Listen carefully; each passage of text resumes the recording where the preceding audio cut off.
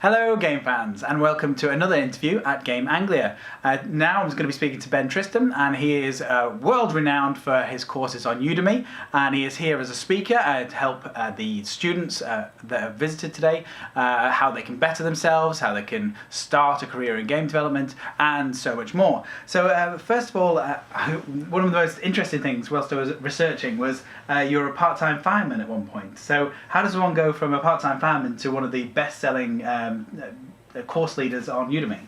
So that was one of the crazy things I did over the years. There was a theme to my life. I wanted to be an astronaut. I couldn't when I found out medically and for various other reasons I couldn't around the age of like 19, lost my identity somewhat and tried all sorts of other things from airline pilot to stuntman to fireman, as you mentioned. And I tried all these things. I introspected as I saw myself go up the learning curve, and then as soon as the learning curve steadied off, I would leave and do something else, and then leave and do something else, and leave. And it turns out I was addicted to learning. So the flip side of learning is teaching. So the way I went from fireman to game instructor is by crafting a role that suits me, which is as a teacher, so that I have to keep learning, keep fueling that, but benefit others in the process. Oh, okay, so you have a number of courses on Udemy. So which one is the best-selling course, and why do you think it's so popular? The Unity course is the best-selling, although the Unreal course does just about as well these days. I think it's popular because it's in demand. It's accessible to beginners, and then we make sure that when beginners join us, they stay on board. They can follow the journey. So that kind of it's accessible. My next question then. So how do you keep the courses relevant? Because obviously with Unity and Unreal is ever changing. How do you keep it up to date and relevant?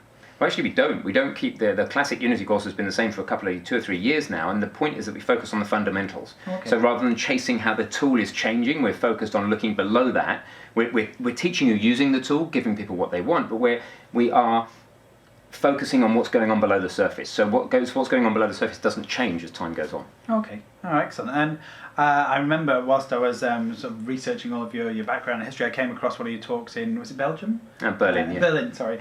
And it was all about the learning journey. And I was wondering if you could elaborate more on your theory of the learning journey.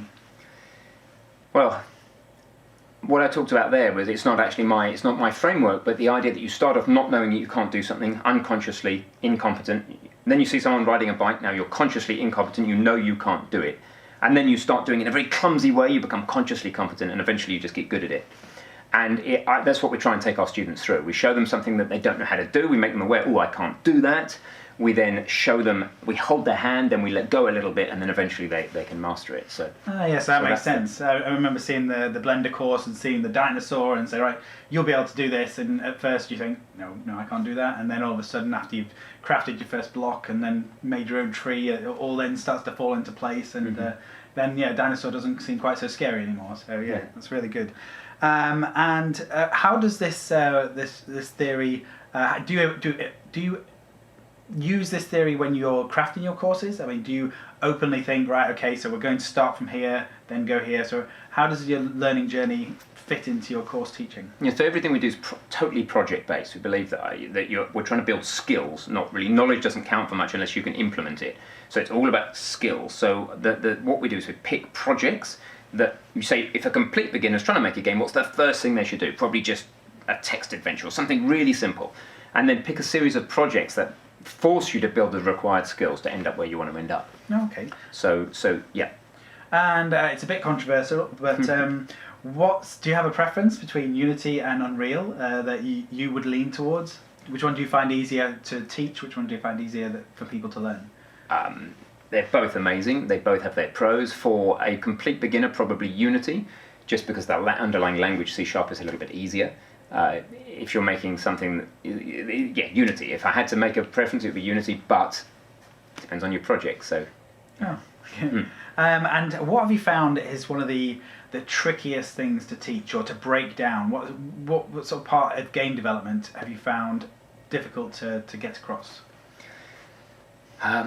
Well, just yesterday, I think it was, in prototyping, I was working with Rick, we had a rails shooter flying through a terrain, and we just wanted the bullets, when they hit the terrain, to explode at that point. Sounds easy, right? So in prototyping, we do that in 2 minutes. When it comes to breaking it down for a student, you realise all of the different new concepts that are involved in that.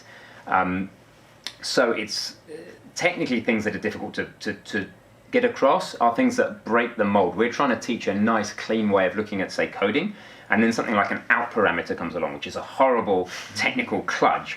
But we don't avoid it. We can't avoid it because it's all over the place, it's all over the documentation. But so we have to slow down and show people how you're going to see that out there. It's not how we would do things if we're doing it from scratch. So it's difficult when things aren't ideal, and you just got to deal with those real world things and still teach people good principles whilst at the same time dealing with the fact that there's a lot of legacy out there. Right, okay. No, that makes a lot of sense. And you mentioned before, you said you were addicted to learning. And so have you taken any Udemy courses? I mean, No, I've never taken a Udemy course. I've never taken an online video course personally. Oh, really? Okay. No, I'm just too busy making them. Well, yeah, I thought because you would have been so swamped in it, you were going, oh, photography. And just, I'd love to, but no time. Oh, okay. And so what tips would you give to a budding game developer who's either just starting university or just got out of university? What tips would you give them starting out in the industry? Completely different advice if they're wanting to be an indie versus get a job. So if they want to be an indie, make games. Just keep moving forward, make games. It doesn't matter how simple, just finish it, show it to somebody, expand your horizons, show it to one person, show your next game to 100 people, whatever. Just keep making games. If you want to be getting a job, then do your craft and build little artifacts to show your potential employer. So if you want to be a 3D modeler, make 3D models and make something that your potential employer that's relevant to them, that they can imagine you on day one adding value to their business and sitting in and using that in their game. Okay. So. And what happens, so say there is somebody who's competent at, say, Game Salad or Stencil or something, and they wanted to follow in your footsteps and create online courses. What kind of advice would you give to somebody who wanted to do what you do? You really got to get yourself in the beginner's perspective somehow, and if you already know something, it can be pretty hard to do that. So at least team up with somebody else who doesn't know it, and immediately every video you produce, make sure they're reviewing it as a complete beginner and giving you immediate and candid feedback about whether they can follow what you're saying. Oh, that's because great. If you already know your topic, you have the curse of the expert. So.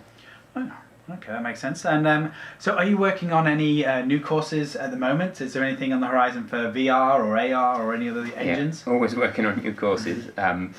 So yes, next year I think is the bottom line. I think if we delve into AR, it's most likely to be AR Kit to start with, because I'm really impressed with the both the capability of the Apple hardware right now and also the simplicity of that API. So, and you know, good quality AR hardware is expensive right now, but Apple owners are crazy and they don't mind spending a lot of money on phones. Like I've got one under that piece of paper.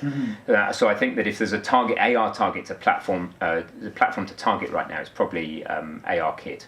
Okay. So that would probably be next year. Oh, that's fantastic. And so thanks again for coming to Game Anglia, doing a talk, and then sitting with me here and going through some of the finer points. And yeah, thank you very much for joining me. It's no worries. Nice to speak to you. Take care. So if this video has been useful, then please give it a like, subscribe, and we'll be back with another interview very soon.